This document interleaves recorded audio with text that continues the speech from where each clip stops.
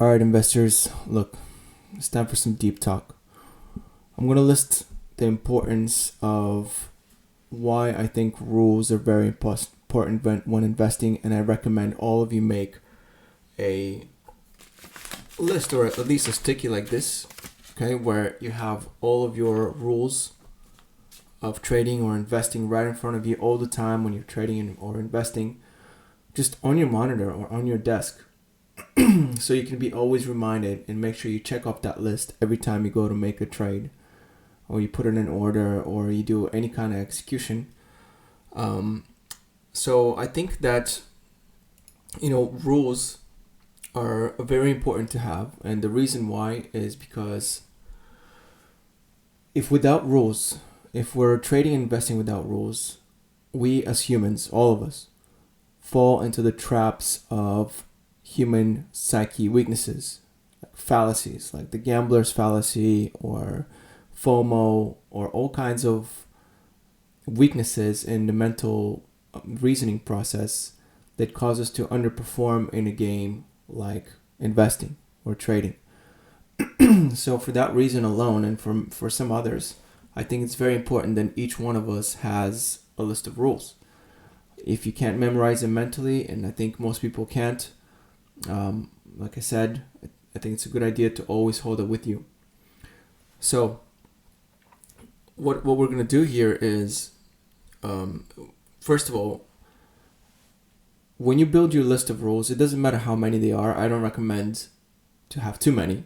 It would be hard to keep track of. But they do have to be subjective.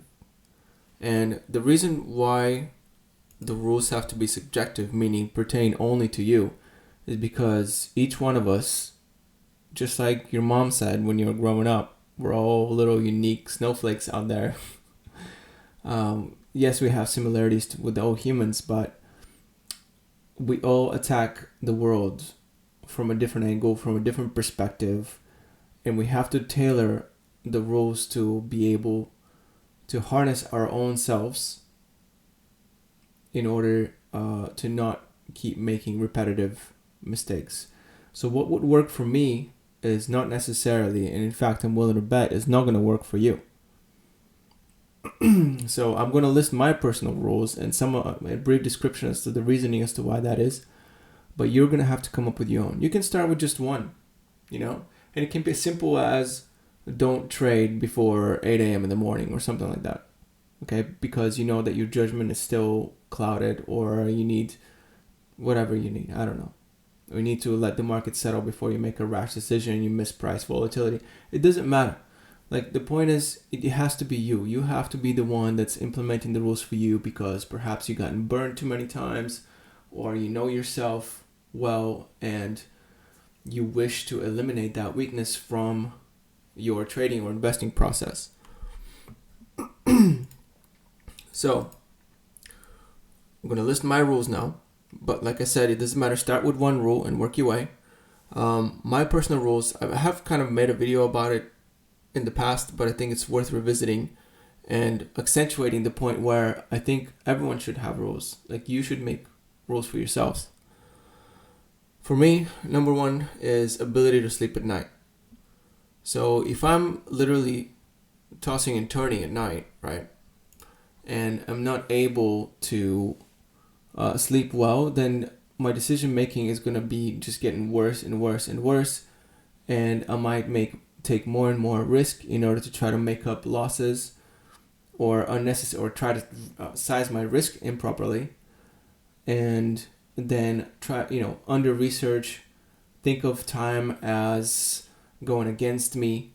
Okay, so I just fall into this downward spiral storm where it causes my decision making to be worse and worse and worse. Also, research has shown that the first thing that goes when you get tired, when you get fatigued, whether it's due to lack of sleep or excessive exercise or whatever it is your decision making. And what's more important in investing or trading than decision making? Nothing. So that's my rule number one. I have to be able to sleep at night. Otherwise, size my position properly, or move some money to cash, or reduce leverage. So That's my number one rule. Number two, know what you're trading. This one's tough. It's hard to know exactly what you're trading. But in the case of ETFs, for example, an exchange traded fund, if you have something invested in there, go in there and read the entire prospectus from the beginning to the end. Okay? Understand exactly what's happening. In there are many pieces of information like expected risks, expense ratios, the composition of the ETF. And not only should you read through the entire composition of what makes up this ETF, but how it changes from day to day, from week to week, month to month, year to year, etc. And does it use leverage? Does it not use leverage? What are the rules that it's guided by? What happens in the case of this and that and X and Y?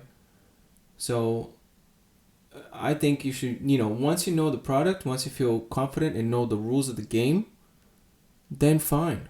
Go ahead and implement your strategy or whatever you set out to do there. And buy and hold or, day trade. It's up to you. But knowing the rules maximizes your chance that you're going to maneuver well within them. Because you're going to be scoring less fouls, basically, well, if you want to take a sports analogy. That's rule number 2. Rule number 3, don't short halo companies. I've made a video about halo companies as well before. Halo companies are ones which have a leader that is well known and has a cult-like halo to them, a cult-like following. It doesn't have to be a strong cult. It just means that, there are a certain amount, percentage of people out there that think that this person can do no wrong. Right? And if something does happen to his company or her company, it's not their fault. Right? It's something else. Oh, the government. Oh, this and this competitor. Oh, the banks. Oh, whatever. China. Or I shouldn't pick on China. Or Germany. Well, shouldn't pick on Germany. Anyways, country X, all right, did this and this to this company, and that is why it's failing.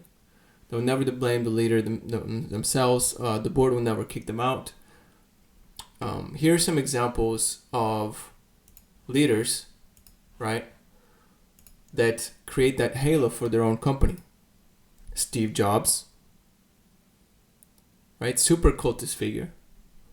How about this one? You guys remember this guy? Elon Musk. They tried to kick him out. The dude is doing illegal things, right? He got in trouble with the SEC or whatever. He got in trouble with all kinds of regulators, with his shareholders, with his own company.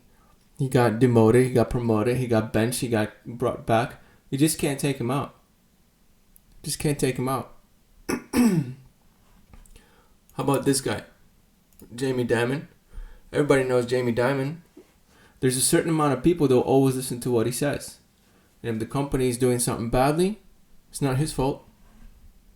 It's conditions. It's the Fed. How about this guy? Luckily, he rarely does things wrong.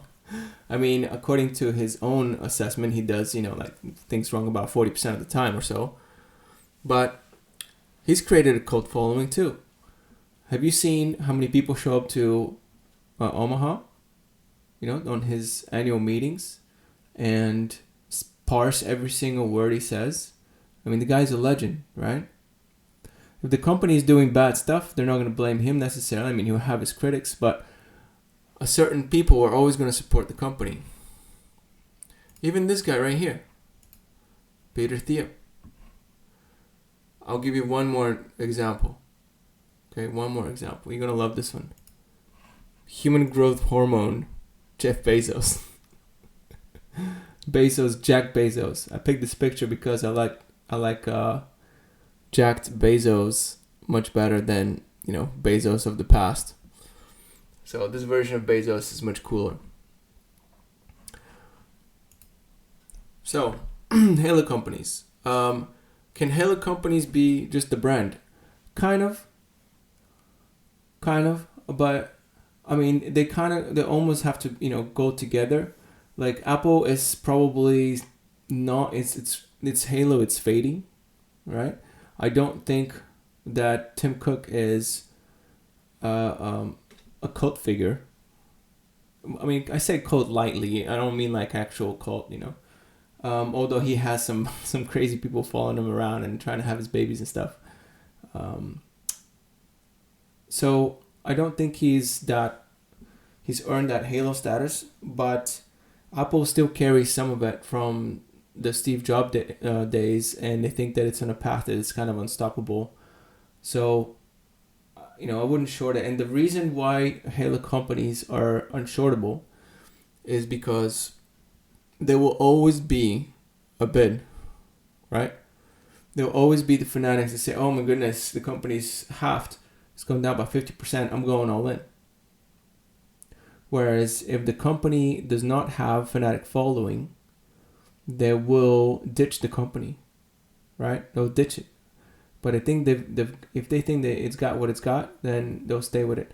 Brands, I don't think they have the power in themselves without having a halo figure at some point, or at least recently, or at the very least right now. I think brands can be tarnished. I think brands can lose reputation very, very quickly. Even if at some point they have had a halo figure. Like, for example, what's a good example here? Some of the Italian brands, maybe like Prada or whatever. Gucci, I don't know. It's possible that there's a single event that the management, the people who run the company, make an enormous mistake and they ruin the brand forever. It's possible. It's possible. YSL. But if YSL was running the company, even if he did some kind of blunder, he might be able to play it off and save the company, right? If he's vocal, if he's out there defending himself, people will side with him. Whereas if a figure like that is not present, then the company is done for without that support. So that's the halo that I'm talking about. So that's rule number 3. Rule number 4 for me personally is to be 55 to 195 net long. So what does that mean, be 195 or 55% net long? So if I'm 55% net long, to me, that what that means is that I'm more long than short.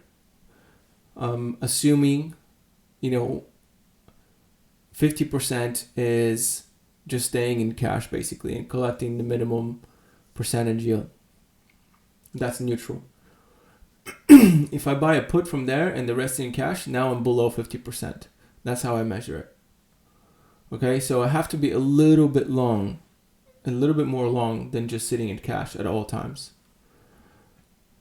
And I'm capping my own, margin up to almost double.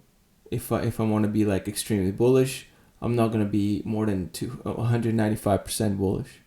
So I'm not going to tap out all of my margin to be bullish from a single point in history, right? I just know myself. I just know how I operate. I know that I'm never going to be leveraging at the top. Okay, I know that. If we're in all-time highs, I'll never be like super leveraged. So it gives me a buffer. It gives me a safety of margin where as the market goes down, I tend to lever up. And even if I reach that maximum leverage that I have set for myself at 195%, I will have done it while the market is down like 30%. So even if it goes down half from there, I'll probably still have something left over that I can rebuild from, and then I can go riskier or whatever. I might buy call options or leaps out of there and be able to recover. So I have that rule set, and it's extremely subjective. I don't recommend, people just adopt these rules straight up. So that's what 55 to 195% long means. So I can have, let's say, 90% long and then 10% full of like extremely aggressive put options. That's fine. Okay. So that's kind of how I measure it. But you may have your own, system of what to do. And so those are my 4 rules. Now these rules can be molded. Okay, so that you can adjust and be flexible enough to be able to go in there and say, hey, you know what? I think 195 is a little too much out of my comfort zone. It interferes with my first rule. Let's say I need to lower that to 185. Okay? Or I'm super risky and this is just not going to do it for me. I have more aspiration out there and I want to increase that percentage. Okay? So you're going to have, or maybe you don't have rule number one at all. Maybe you have different rules. Like I said, it can just have to do with your sleeping schedule, or, you can just have a complete no leverage rule. I don't know, right? I don't know what your rule is. Or maybe you say to yourself, oh, I'm only going to invest with 50% of my net worth, and that's it, or less, okay? But it doesn't even have to do with net worth. It could be something silly like never invest when you're having, tacos for lunch.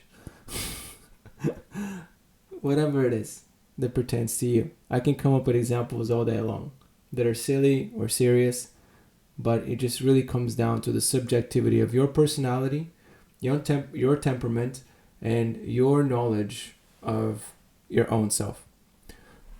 Okay, good luck making rules for your investing or trading.